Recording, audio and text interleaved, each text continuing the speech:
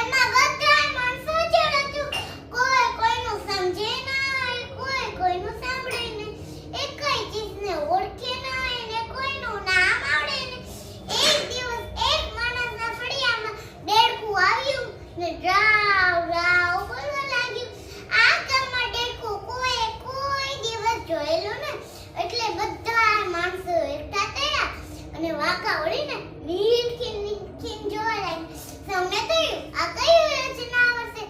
સૌ ઓળખી ના શક્યું એટલે સૌ ગાવા લાગ્યા. આજ નાવર કેવું જી, ખબર ઓય કે જોજી, રાવ રાવ બોલું જી, આજ નાવર કેવું જી. એવામાં એક માણસ બોલ્યું, કાગડો હશે કાગડો. આટલી વારમાં તો દેડકાભાઈ તો કૂદતા કૂદતા પાણીના ખાબોચિયા પાસે પહોંચ્યા.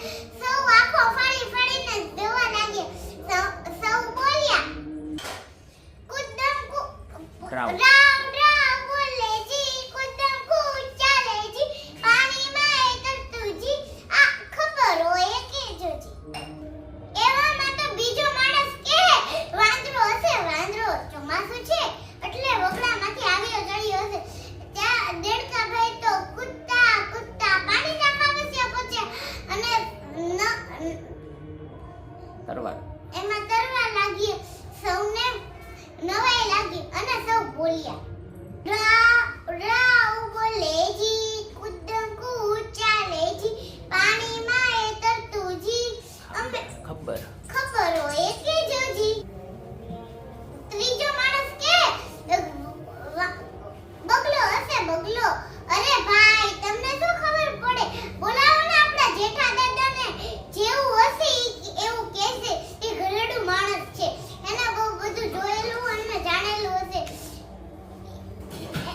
એને બોલાવા સૌ દોડ્યા અને જેઠા દાદા તો રાડો નાખતા નાખતા આવ્યા અને બોલ્યા, એલિયા ઓ હવે તો કઈક શીખો, હું અમર થોડો છું કે કાઈ તમને કણ્યા જ કરું.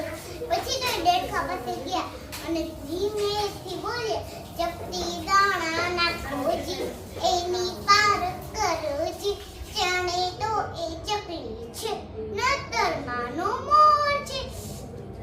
એટલા